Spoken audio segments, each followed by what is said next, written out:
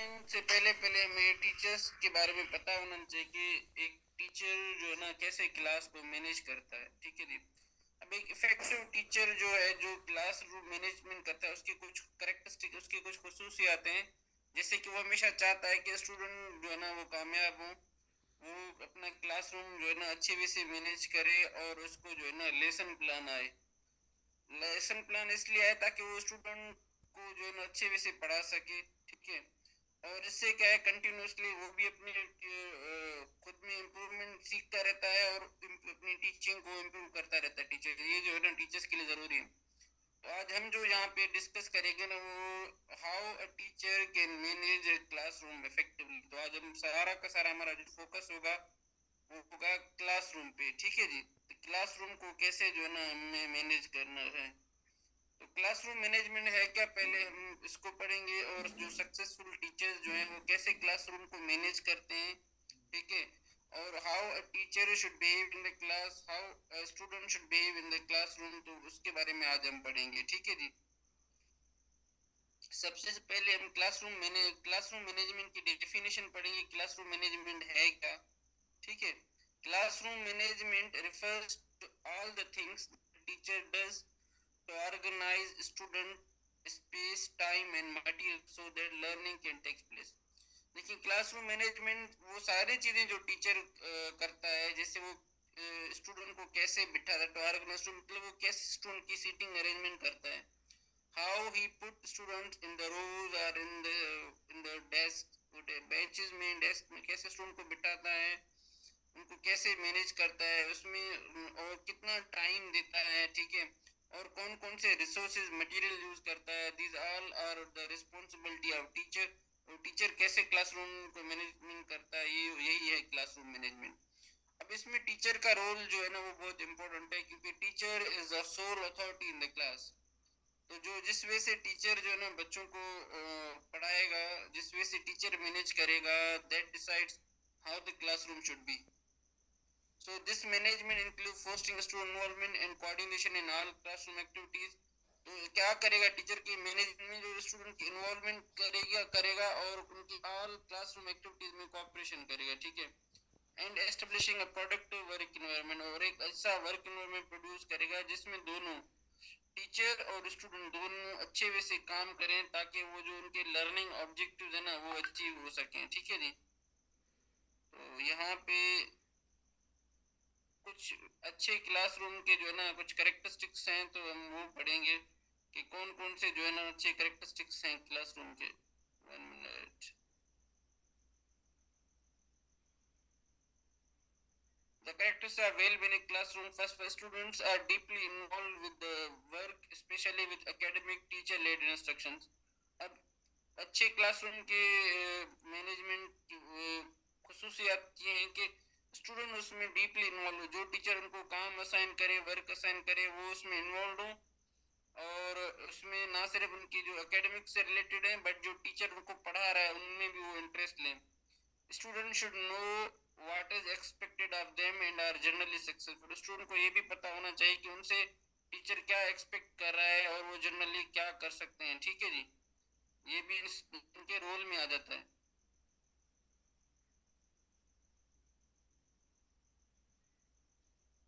There is relatively little wasted time, confusion और disruption, वहाँ पे जो है ना कम फोकस्ड हो और उसके अलावा टाइम इतना वेस्ट नहीं होता, ना ही कंफ्यूजन क्रिएट होती है। और उसके अलावा वेल मैनेज क्लासरूम में क्या है कि टीचर जो है ना हमेशा अपने सिलेबस या वर्कलोड जो है ना उस पर फोकस करता है कि ताकि वो आपका हो जाए।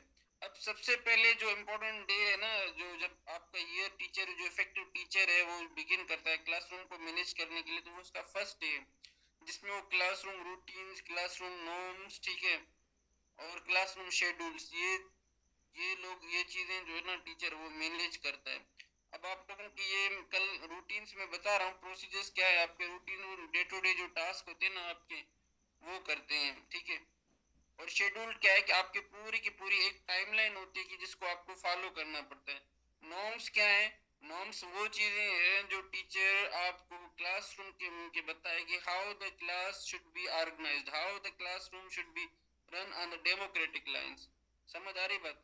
तो ये तीन चीजें, classroom schedule, classroom norms and classroom routines. अब आप लोगों को कल पढ़ के आना कि रूटीन क्या है, मैंने रूटीन बता दी आपको ये सारी चीजें, बट आप उनको अच्छे वे से लिख के आएंगे कि वो है क्या।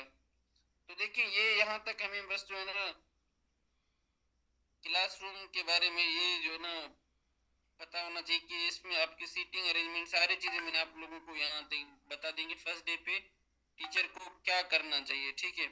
अब हम आते हैं जो है ना ये introduction, these are not for us, ठीक है। तो अब हम जाएंगे, आज हम पढ़ेंगे जो है ना मैनेजमेंट के, क्लासरूम मैनेजमेंट के थ्योरीज। क्लासरूम मैनेजमेंट के आज हम पढ़ेंगे थ्योरीज, जो इम्पोर्टेंट थ्योरीज हैं और आपके जो ना इसमें काम आएंगे टीचिंग लाइसेंस टेस्ट में। एनी हाउ ये चीज़ें आपसे पूछी जाएंगी, तो हम उन चीज़ पे फोकस करेंगे जो आप लोगों से पूछी जाए और जो आपको ये जो ना वो हेल्पफुल हो।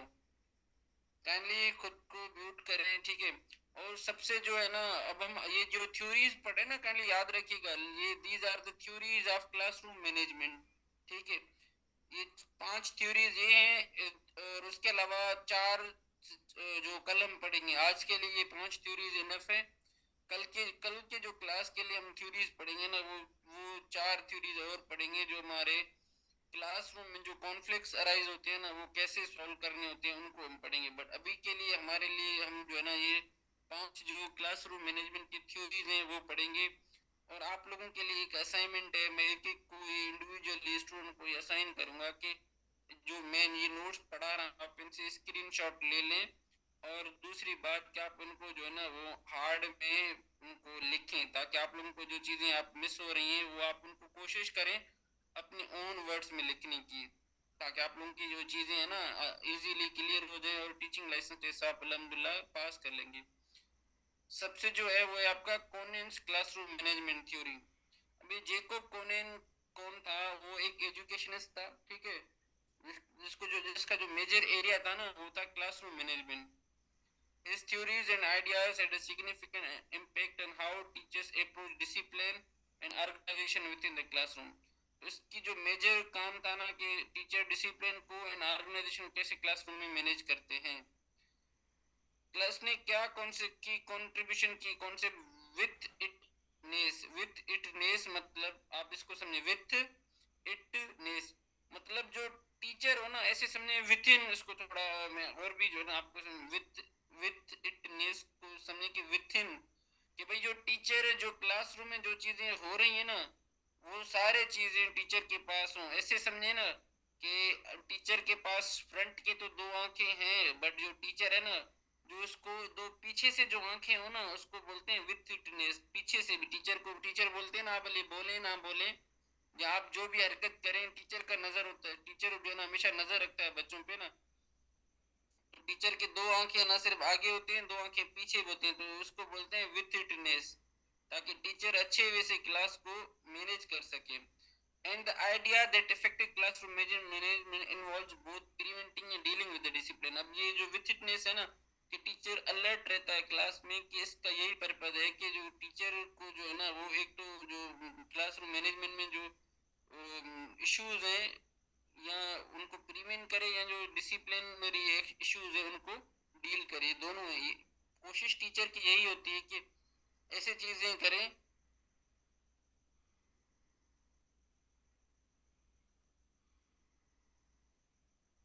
ठीक है, तो आगे चलते हैं। अब की कंपोनेंट्स है कोनेन की थ्योरी के। नंबर 1 में है withitness. Kounin emphasize the importance of teacher being aware of what is happening in the classroom at time. उस्ताद को जो है ना सब चीजें पता होनी चाहिए क्लास में क्या चल रहा है। This concept refer to withitness. A teacher who is with it is attentive, वो बिल्कुल गौर से देखता है, परसेप्टिव समझ लेता है, and be able to respond quickly to the situation is the arise. और जो सिचुएशन जो हालात वहाँ पे अराइज हो रहे हैं उनको टीचर जो है ना वो केयरफुली डील करे। पासिंग स्कोर 60 बोल रहे हैं अभी तक, 60 स्कोर है, ठीक है पासिंग, बट देखिए मे भी कम कर सकते हैं। सो फार 60 स्कोर है पासिंग। उसके बाद है ओवरलैपिंग। ओवरलैपिंग क्या है, मूवमेंट मैनेजमेंट की, बच्चे कैसे मूव हो रहे हैं। Kounin advocated for smooth and organised transition between activity. Teacher should be able to transit from one task to other without wasting time. अब इसमें टीचर जो है ना वो मूवमेंट कैसे करता है, क्योंकि अगर मूवमेंट मैनेजमेंट तभी टीचर कर पाएगा जब he is a well versed, किस चीज में वेल वर्स्ड हो, he is a well versed in lesson planning. क्योंकि लेसन प्लानिंग एक टीचर के लिए इफेक्टिव टूल है, ठीक है, कि टीचर उस लेसन प्लानिंग के टूल की वजह से जो है ना वो टीचर बच्चों को डिसिप्लिन कर सकता है। समझ आ रही बात? वो उनको डिसिप्लिन करता है और डिसिप्लिन करके उनको रख देता है। ठीक है, आगे चले। उसके बाद है group focus. Teacher should be able to manage the whole class while also dealing with individual student और स्मॉल ग्रुप्स। देखिए वहाँ पे एक ही क्लासरूम में दो दो तीन तीन बच्चे फ्रेंड्स बनते हैं, तो उनकी वो जो है ना फुसर फुसर वो बातें करते रहते हैं। तब टीचर को क्या करना है कि वो जो एक ग्रुप में ना उन ग्रुप को जो है ना कैसे, या ग्रुप को या इंडिविजुअल को डील करना होता है। ठीक है, तो ताकि क्लास में डिस्टर्ब भी ना हो और सब लोगों की जो है ना वो जो लर्निंग है वो भी हो। तो अगर हमारे यहाँ होते हैं ना दो तीन शरारती बच्चे या दोस्त जो एक दूसरे की जिनकी ज्यादा बनती हैं, तो टीचर क्या करता है कि उनको अलग अलग करके जो है ना उनकी जो बॉन्डिंग है, जो दोस्त है, उनको दूर दूर रखेंगे ना, तो इतना ज्यादा बात नहीं कर पाएंगे। तो उन ग्रुप को ज्यादा फोकस किया जाता है ताकि क्लास में डिस्टरबेंस ना हो। देखिए क्लासरूम मैनेजमेंट की पर्पज ही है कि टीचर डिस्टर्ब ना हो और क्लासरूम में जो टीचिंग लर्निंग प्रोसेस करवाना चाह रहे हैं वो अच्छे वे से हो जाए। इसके बाद है lesson movement. Ponen argue that teacher should keep the flow of a lesson moving to maintain student engagement। इसमें आप लेसन प्लान के एक फ्लो मेंटेन सीक्वेंसिंग बनाएं ताकि बच्चे इजी टू फॉलो जो है ना उसको करें, ना कि उनको डिस्टर्बेंस हो। उसके बाद है smoothness is teaching involve efficient use of time. अब देखिए टीचर एक अच्छा टीचर वो है जो अपने टाइम पे जो टॉपिक्स हैं उनको टाइम पे कवर करे और टाइम पे आ जाए। ठीक है, और जो आपके पास जो भी अवेलेबल टाइम, देखिए वहाँ पे मोस्टली हमारे स्कूल्स में ना 35 से 45 मिनट का या 40 मिनट का एक पीरियड होता है। उसी के बीच में ये एक टीचर की जो है ना वो एबिलिटी है कि वो कैसे उस लिमिटेड टाइम में पढ़ाए भी स्टूडेंट को मैनेज भी करे, और ताकि उनको लर्निंग उनके आउटकम्स भी पूरे हों और विथ मिनिमम डिस्ट्रप्शन, ताकि इतनी डिस्टरबेंस भी ना हो और वो मैनेज करें। तो इसके हवाले से विथ इटनेस एंड अलर्टनेस टीचर को क्या करना चाहिए, कौन कौन से टेक्निक अपनाने चाहिए। तो विथ इटनेस एंड अलर्टनेस टीचर के होना चाहिए कि टीचर हमेशा क्लास उसको पता होना चाहिए कि क्लासरूम में क्या है, क्या चल रहा है, और कौन कौन से मिसबिहेवियर और कौन कौन से इश्यूज आ सकते हैं, और उनको जो है ना वो एड्रेस करने के लिए he must be available all the time. उसके बाद टीचर क्लासरूम में डिफरेंट चीज़ें जो है ना वो देख रहा होता है ओवरलैपिंग कंटिन्यूसली, मतलब साइमल्टेनियसली। जैसे स्टूडेंट के बिहेवियर है उनको मैनेज करना और पूरे क्लास को कंट्रोल करना एक बड़ा डिफिकल्ट जॉब है टीचर के लिए। तो टीचर इफेक्टिवनेस कब होगी, प्रिवेंटिंग मिसबिहेवियर। टीचर क्या कैसे मिसबिहेव कर सकता है, देखिए effective teaching could prevent many discipline problem. अब जब टीचर अच्छे वे से पढ़ाएगा, बच्चे इंटरेस्ट से सुनेंगे पढ़ेंगे, तो उनको कोई मसला नहीं है, वो दे डोंट मिसबिहेव। और टीचर को ये भी पता होना चाहिए कि हमारे जो स्टूडेंट हैं they have different mental ability, different abilities. कोई जो है ना एक्स्ट्रा ऑर्डिनरी बच्चा होता है, कोई एवरेज होता है, कोई लेस जो है ना इंटेलिजेंट होता है। तो इस वजह से जिसको बिलो एवरेज बोलते हैं, तो इस वजह से बच्चों को जो है ना ये चीज़ें करनी पड़ती हैं। तो कोनियन क्या इसने कहा कि बच्चों को आप क्लियरली टीचर अगर मिसबिहेव प्रिवेंट करना चाहे तो उनको अच्छे वे से पढ़ाए ताकि डिसिप्लिन प्रॉब्लम ना हो, उनको लेसन में एंगेज करे, उनको एक एक चीज़ बताए, और क्लासरूम की जो है ना ओवरऑल एनवायरनमेंट है उसको डिस्टर्ब होने से बचाए। अगर फॉर सपोज मिसबिहेव करते हैं बच्चे, ठीक है ना, कभी कभी वो बच्चे पेन पे भी लड़ पड़ते हैं, कभी कभी गालियां देते हैं, तो वो टीचर हमेशा जो है ना उसको रेडी होना चाहिए कि वो वहीं पे उस क्लासरूम में एक पॉजिटिव लर्निंग इन्वायरमेंट क्रिएट करे और स्टूडेंट के जो है ना वो मिसबिहेवियर को डील करे। ठीक है जी, यहाँ तक क्लियर हुआ? ठीक है जी, आज हम अभी जो है ना पढ़ेंगे दूसरे जो थ्योरीज हमारे हैं वो हम पढ़ेंगे। ठीक है जी, आते हैं आगे। तो सेकंड जो हमारे पास थ्योरी है वो ड्रेकर्स सोशल डिसिप्लिन थ्योरी है। ठीक है, अब ड्रेकर्स सोशल डिसिप्लिन थ्योरी क्या है, बेकर एक ऑस्ट्रेलियन साइकोट्रिस्ट एंड एजुकेटर था जिसने सोशल डिसिप्लिन मॉडल, इसको बोलते हैं सोशल डिसिप्लिन मॉडल या decker social discipline theory. His theory focus on understanding the reason behind student misbehavior and for creating a positive। अब यहाँ पे इसकी थ्योरी का जो मेजर फोकस है ना, वो ये है कि टीचर जो स्टूडेंट मिसबिहेव करते हैं, ठीक है, understand reasons behind student misbehavior and providing strategies for teachers to create a positive effective classroom। जो बच्चे डिस्टर्ब मिसबिहेव करते हैं क्लास में, उनको how a teacher should cope with them and उनको जो है ना कैसे positive and effective learning environment provide किया जाए। Bakers believe that misbehavior is often an expression of an unmet need। अब इस डेकर जो है ना उसका ख्याल है कि बच्चे मिसबिहेव तभी करते हैं जब उनकी कोई जो ज़रूरत है या जो ख्वाहिश है वो फुलफिल नहीं होता, ठीक है। तो by addressing these needs teacher can promote responsible behaviour. अगर उनकी वो नीड टीचर फुलफिल कर दे तो बच्चे जो है ना वो अपना मिसबिहेवियर खत्म कर दे। अब देखिए मैं आपको एक एग्जांपल दूं। अब एक बच्चा है जिसके घर में जो है ना वो झगड़े होते हैं सुबह शाम, सुबह को उठते हैं तो मदर फादर जो है ना उन दोनों की लड़ाई हुई होती है, बच्चे को खाना तक नहीं मिलता। अब बच्चा ऐसे ही मुंह उठा के क्लासरूम में आ जाता है, अब उसको he is in mental trauma. तो एज ए टीचर क्या करे, अगर टीचर को उस ट्रामा से बच्चे को निकालना है तो he must know the reason कि उसके बिहाइंड क्या है। जैसे ही पता चला कि ये है तो he should positively reinforce that कि भाई ये चीज जो है ना ये आपके लिए नहीं है, उनको उसको थोड़ा मोटिवेट करे। और कुछ टीचर्स, मैं जब टीचर पर्सनली क्या करता हूँ, जो जिन टीचर स्टूडेंट्स को साइकोलॉजिकल इश्यूज हैं तो मैं क्या करता हूँ, मैं उनको ज़्यादा अटेंशन देता हूँ, मैं उनको ज़्यादा जो है ना अपने करीब करता हूँ ताकि वो जो उनकी चीज़ें हैं, इश्यूज हैं, ड्रामा है, वो शेयर करें। और जब वो शेयर करते हैं तो दे फील रिलैक्स। और देन एज ए टीचर मैं उनको एज ए सिचुएशन के हिसाब से psychological point of view treat करता हूँ तो वो लोग अच्छे हो जाते हैं। और बिलीव में उन बच्चों की जो है ना वो क्लास में जो है ना वो परफॉर्मेंस भी इम्प्रूव होती है।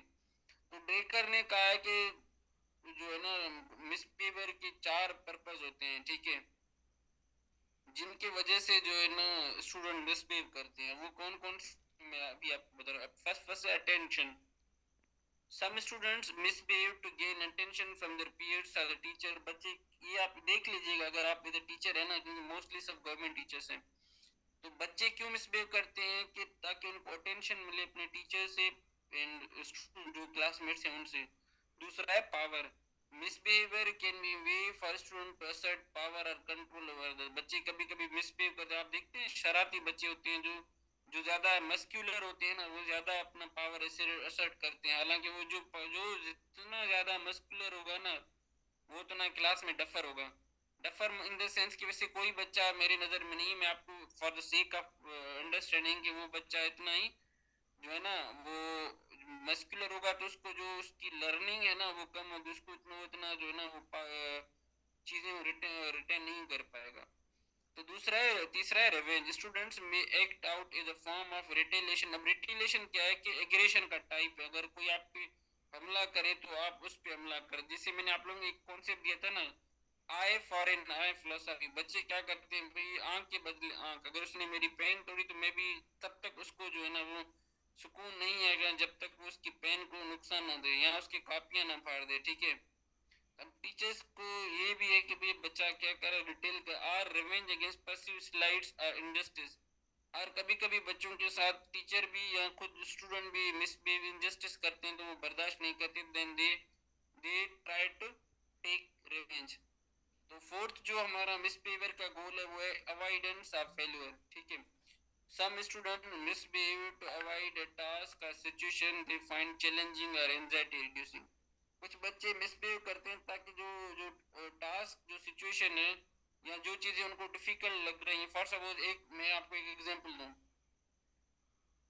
एक बच्चा था उसको मैथ बिल्कुल आती ही नहीं थी, ठीक है, तो बट वो क्लास में जो है ना जब भी मैथ पढ़ा हो वो क्लास में मसला सही अच्छे तो अगते वधो सही अगते छो। जब मैंने उसको बोला चलो आओ बोर्ड पे और उसको मैंने बेसिक समझी तो कैन यू इमेजिन, तो उसको कुछ नहीं आता था। तो उसने कहा सर आप जो है ना मैथ पढ़ाते हैं ऐसे ऐसे पढ़ाते हैं, मुझे कुछ समझ में नहीं आता।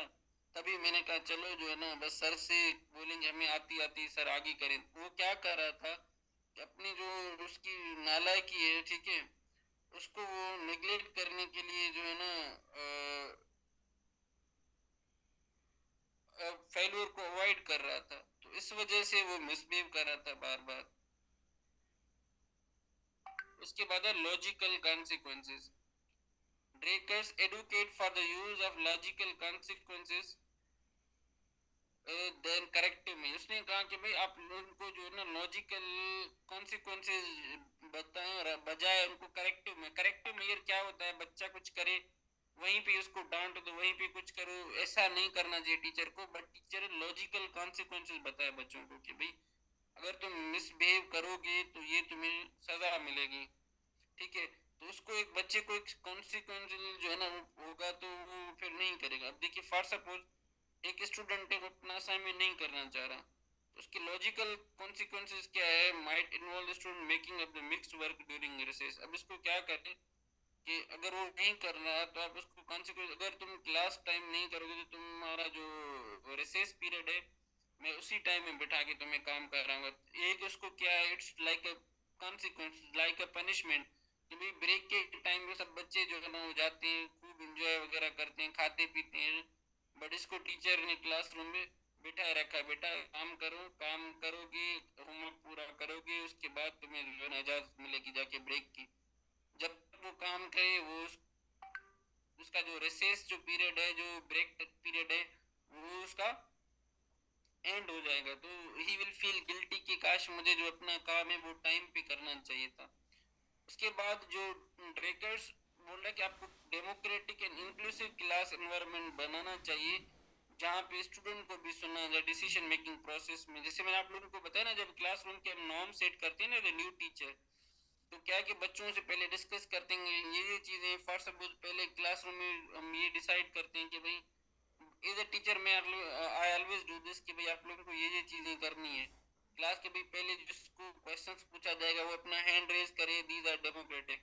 और हर कोई अपनी बारी का जो है ना इंतजार करे, these are all the democratic lines.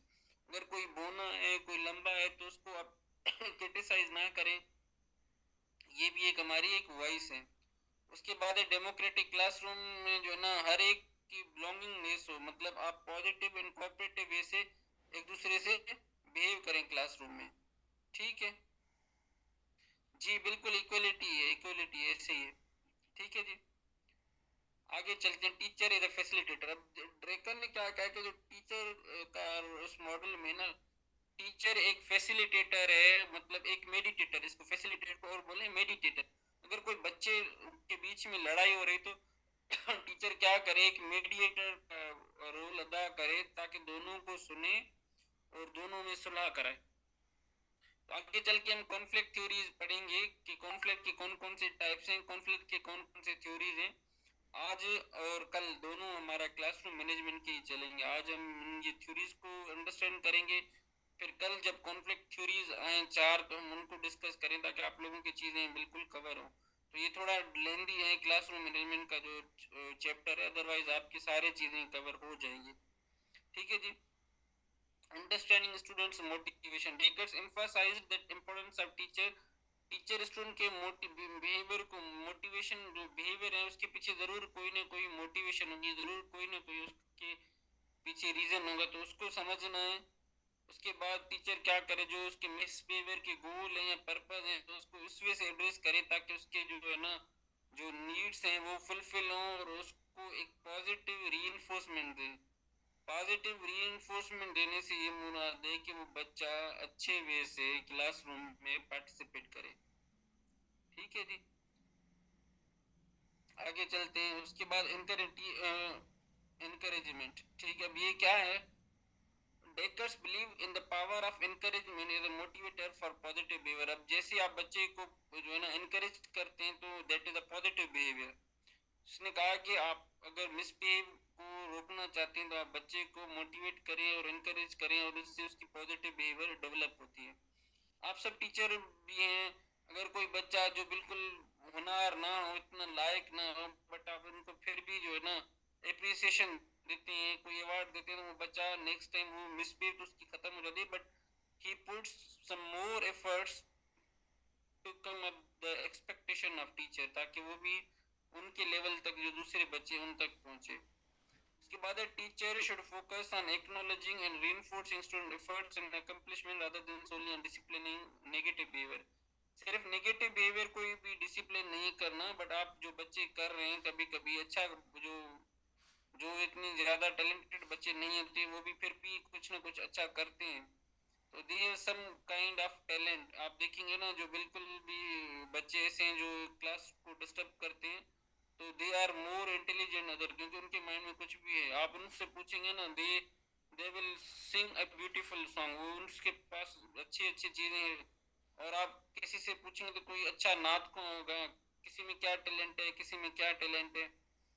तो आप लोग, मैं अक्सर ढूंढता, आप देखिए मेरे क्लास में ना, मैंने प्रोफेशन के हिसाब से बच्चों को पूछा, भाई तुम किस किस प्रोफेशन में काम, क्योंकि आप लोगों को पता है गवर्नमेंट स्कूल्स में मोस्टली गरीब के बच्चे पढ़ते हैं, तो उसमें तो है ना, कोई मुझे जो है ना वो वाडा मिला, कोई मुझे क्या काम करता है, कोई डॉक्टर के क्लिनिक पे बच्चा है, कोई लाइफ के किस एरिया में काम कर रहा है. तो इससे क्या है कि आप अगर बच्चों को थोड़ा जानेंगे तो आप उनको उसके उस एफर्ट्स के लिए थोड़ा अप्रिशिएट करेंगे, तो दे विल डू बेटर.